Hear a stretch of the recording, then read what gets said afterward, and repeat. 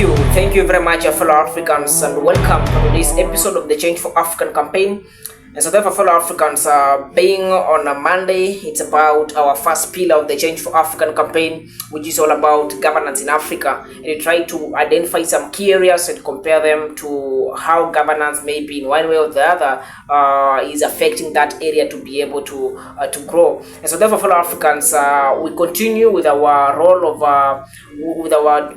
the 17 UNSDG goals, the United Nations Sustainable Development Goals, 17 of them, and today I'll be dealing with goal number 10, all about reduced inequalities, whereby it states that reduce inequality within and among all nations globally, because remember it's a United Nations thing, meaning it's a global thing. But then, fellow Africans, today we are in Africa, and Africa is our business, so we discuss Africa.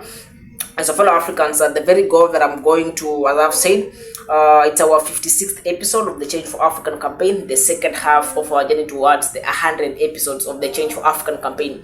And so, fellow Africans, speaking about inequalities, we have what you call equality and inequality.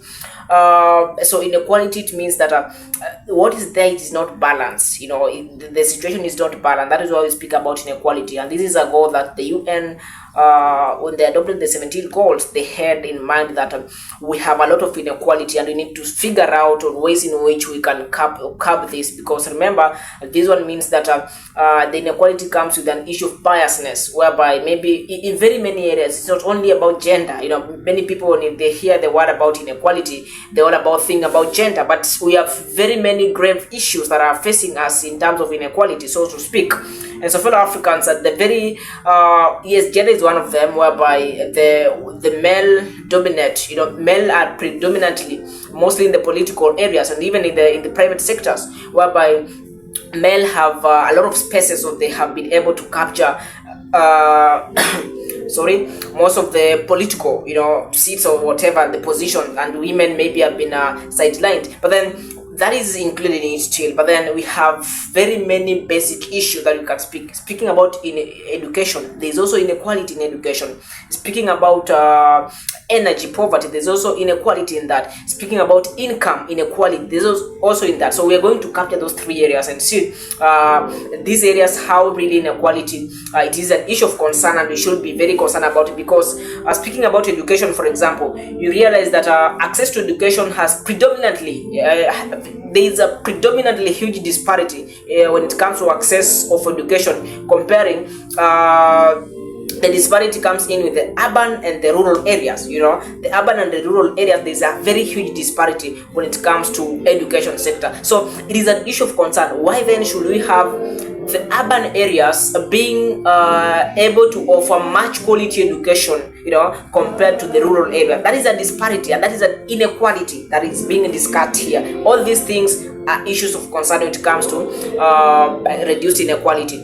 That is why they did not term the goal as gender inequality, but reduced inequality, whereby it covers the broader picture of it, not only gender-based, but also education-based, poverty, energy-based, and income-based. All these are areas that we focus on. And then coming to energy poverty, we realize that actually in sub-Saharan Africa only, or about 25% of the population, the urban population, have access to electricity. In sub-Saharan Africa, the urban population, it should be a rural population or in relation to that. But then there's also the energy sector. We see also there's a huge disparity when it comes to that. So we need to be very, very keen on how we address these matters of inequality. Let us not only be fast at judging with genders. Gender is there, yes, but then we have grave issues.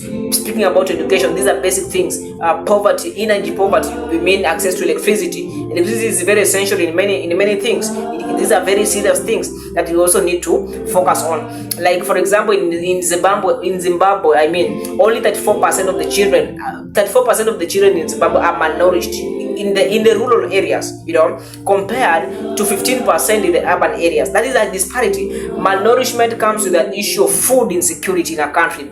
Zimbabwe is facing this challenge because you all know the history of Zimbabwe from then.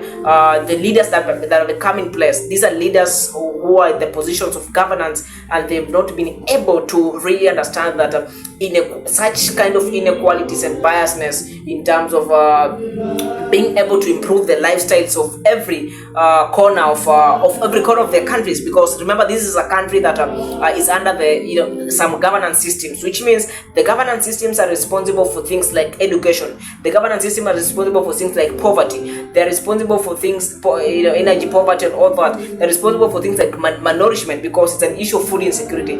Governance need to understand that they have an obligatory concern in making sure that they're able to provide some great environments, that are expeditious when it comes to people being able to work and one way or the other work and then have some quality lifestyle. That is all the people of Africa call for. And then we have what we call the Guinea. Guinea is a coefficient, a measure of income inequality, and in Africa the Guinea is a coefficient whereby it's used to measure the income inequality, whereby it has a range of 0 to 1, but sometimes it's actually range from 0 to 100, so as to give the broader picture of it in terms of the income inequality. For example, in Africa, South Africa leads with the 63%, meaning when you are at 0 you are perfect equality, but when you are at 100 you are perfect inequality, meaning there's higher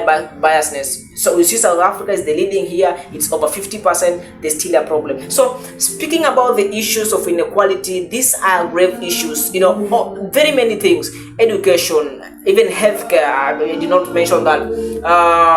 Energy sector, energy is very essential, electricity for people to be able to light their homes and do other activities that can be able to generate income. Energy is needed for industrialization. Energy is needed, and then some areas of countries of the African countries, actually there is a very minimal access, or there is a very shallow access to energy. And energy is the only, if you want to be an industrialized country, as governance systems, they need to understand that we need to have energy. We cannot do what we call industrialization, innovation, when we do not have access to energy. So it is an inequality. So these are issues that need to be taken into consideration. These are issues that need to be tabled and discussed in a manner that if the governance systems understand their obligation and they take it into actions in making sure that the goal number 10 of the United Nations Sustainable Development Goals